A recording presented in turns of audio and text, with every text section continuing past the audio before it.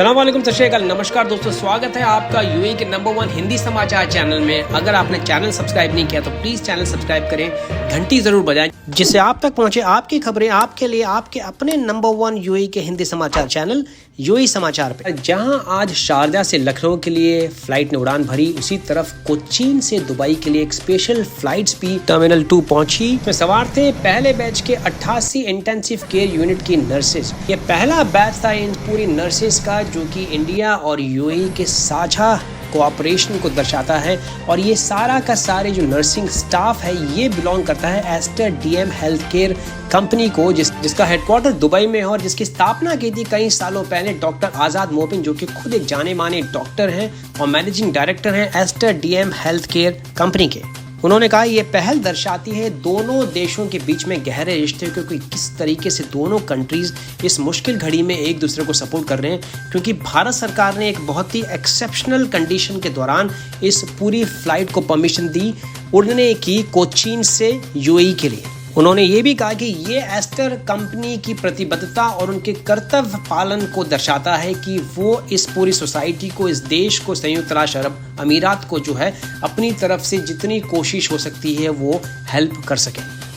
हुमैद अल-कतानी जो कि director general हैं दुबई हेल्थ अथॉरिटी के, उन्होंने कहा कि ये जो पहल है ये न केवल ये दर्शाती है गहरे रिश्ते दो देशों के बीच में, कि ये गवर्नमेंट और प्राइवेट सेक्टर के बीच जो अटूट संबंध है, जो रिश्ता है, ये उसको भी दर्शाती है। यूएई समाचार सलाम करता है इन सारे नर्सेज और पैरामेडिक टीम के बैच को जो भारत से यूएई में आया है। हम सलाम करते हैं इनके काम के प्रति अपने जज्बे को और अपनी सेवा के भाव को। अपने परिवारों को छोड़ के ये दूसरे परिवारों को संभालने के लिए, सेवा धर्म के प्रति समर्पित होने के लिए पधारे हैं संयुक्त राष्ट्र अमीरात में। Ministry of health and prevention ने सैटरडे को अनाउंस किया है 624 नए केसेस कोरोना वायरस के निकल के सामने आए पिछले 24 घंटों में, जिसको मिला के टोटल केसेस की संख्या हो गई है 17,417, यानी 17,417 और 458 नई रिकवरीज भी देखी गई, जिसको मिला के टोटल रिकवरीज हो गई 4,295। 11 नई मृत्यु भी दर्ज हुई है पिछले 24 घंटों में, जिसको मिला के टोटल मृतकों की संख्या हो गई है देश में 185, यानी 185। कोरोना वायरस पॉजिटिव केसेस का आंकड़ा पार हुआ 600 के ऊपर। दुबई में 2 बड़ी आगजनी की घटनाएं हुई। पहली घटना हुई बिजनेस बे में एक अंडर कंस्ट्रक्शन इमारत के अंदर, बहुमंजिला इमारत की सबसे ऊंचे फ्लोर पे जो है किसी कारण से लग गई थी आग, जिसको अभी तक काबू में लिया जा रहा था। और सुबह लगी थी एक आग रमूल जो कि दुबई एयरपोर्ट के पास का इलाका है उसमें। यहाँ पे एक कॉन्ट्रैक्टिंग कंपनी के एक यार्ड में आग लगी थी, जहाँ पे कार पार्किंग भी था और काफी सारी गाड़ियां जो है वो जल के नष्ट हो गई इस आग में। आग पे काबू पा लिया गया था 10:36 तक बिना किसी इंजुरीज या किसी के हताहत हुए। शारजा में अगर हम जुर्म के आंकड़ों की बात करें तो इसमें देखने को मिली है 37% की गिरावट 1 लाख लोगों पे। ये पहले क्वार्टर यानी कि 2020 के पहले तिमाही के आंकड़े हैं शारजा पुलिस के अनुसार। इस पूरी गिरावट के पीछे जो कारण है वो है पुलिस की त्वरित कार्रवाई, और अभी तक 100% सक्सेस मिली है पुलिस को इन सारे मुजरिमों को पकड़ने के लिए, चाहे वो कत्ल के मामले हों, चाहे वो चोरी और डकैती के मामले हों।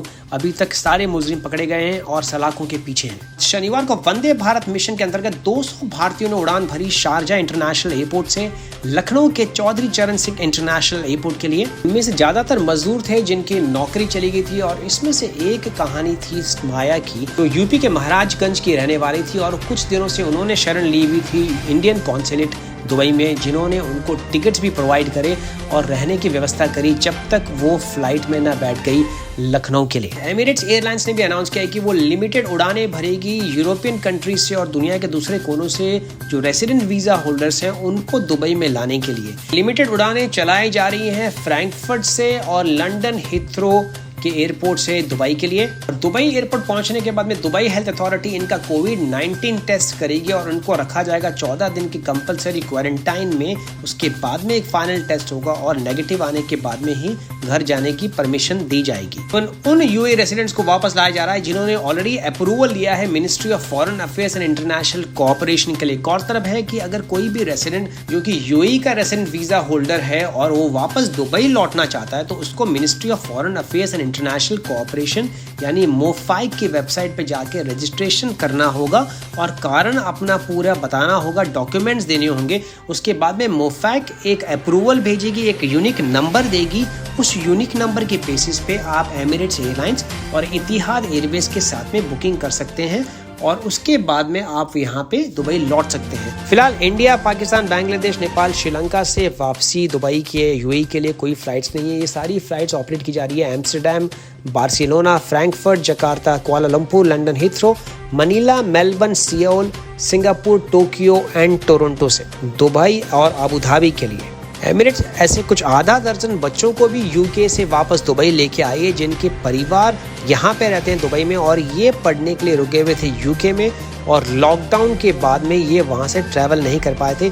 इनको स्पेशल अप्रूवल दिया गया मोफैक यानी ministry of foreign affairs and international cooperation के द्वारा और इनको एमिरेट्स जो है वापस लेके आई है और मिलाया है वापस अपने परिवार से। भारतीय civil aviation minister Shri Hardeep Singh Puri ने कहा 1373 भारतीयों को लाया गया वापस वतन 9 मई को यानी कि शनिवार को। 2 फ्लाइट से उड़ान भरी दुबई से चेन्नई के लिए, 1 कुवैत से कोचीन के लिए और चौथी फ्लाइट मस्कट से कोचीन के लिए। और वतन वापसी की खुशी क्या होती है ये आप देख सकते हैं इन यात्रियों के चेहरे पे झलकती मुस्कानों से। ये तस्वीरें हैं कुआलालंपुर से त्रिची फ्लाइट IX0681 के यात्रियों की। दोस्तों हम लोग फ्लाइट में जब भी यात्रा करते हैं हम फ्लाइट अनाउंसमेंट जरूर सुनते हैं, उद्घोषणा जरूर सुनते हैं, लेकिन ये जो अभी आपको उद्घोषणा मैं सुनाने जा रहा हूँ ये बहुत ही ऐतिहासिक उद्घोषणा बन गई है अपने आप में। और ये उद्घोषणा की गई थी कैप्टन अंशुल शेरोन के द्वारा जो कि कप्तान थे उस फ्लाइट IX452 के, जिसने उड़ान भरी 7 मई को अबू धाबी से कोच्चि के लिए। ये पहली रिपैट्रिएशन फ्लाइट थी जो अरेंज की थी भारत सरकार ने। तो आपको सुनाने जा रहा हूं मैं इस पूरी उद्घोषणा के कुछ अंश और ये उद्घोषणा सुन के आपका सीना हो जाएगा गर्व से चौड़ा अपने भारतीय होने पे। This is your captain, Anshul Shoran speaking from the flight deck. Welcome aboard your own airline, Air India Express. स्वागत है आपका एयर इंडिया एक्सप्रेस की फ्लाइट पे। It is a great honor for my team and I to fly you on this very first evacuation flight, IX452, as part of the massive airlift operation. ये हमारे लिए बहुत ही गर्व और सम्मान की बात है Commencing today, launched by the government of India. जो कि वंदे भारत मिशन का हिस्सा है और ये पहली ऐतिहासिक फ्लाइट अबू धाबी से कोचीन के लिए रवाना हो रही है। हम 35,000 फुट की ऊंचाई पे उड़ रहे हैं अरब खाड़ी के ऊपर और बिल्कुल नीचे हमारे भारतीय नौसेना के युद्धपोत हमारे नागरिकों को खाड़ी के देशों से निकालने के लिए तत्पर हैं ऑपरेशन समुद्र सेतु के अंतर्गत।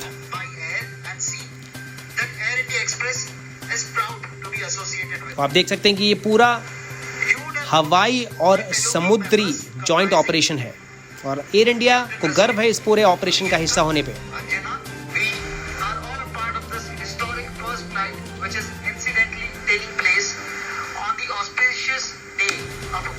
हम इस पूरी ऐतिहासिक फ्लाइट का हिस्सा हैं जो आज की जा रही है बुद्ध पूर्णिमा के एक बहुत ही महत्वपूर्ण पर्व के दिन।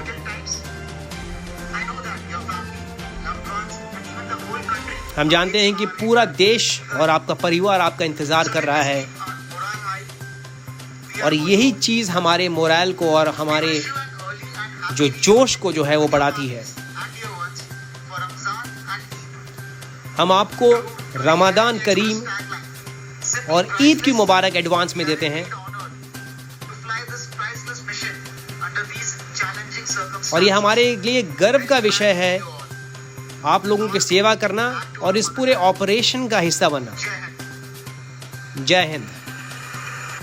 तो ये थे अब तक के मुख्य समाचार। दोस्तों चैनल को सब्सक्राइब करना ना भूलें। अगर आपने चैनल सब्सक्राइब नहीं किया है घंटी ज़रूर बजाएं जिससे आप तक पहुंचे सबसे पहले आपके लिए आपकी खबर आपके अपने यूएई के नंबर 1 हिंदी समाचार चैनल यूएई समाचार चैनल पे। मैं विजय चौधरी लेता हूं आपसे इजाज़त। मैं मिलूंगा कल नए ताज़ा समाचारों के साथ। तब तक रखें अपना ख्याल। सत श्री अकाल, शबा खैर, नमस्कार।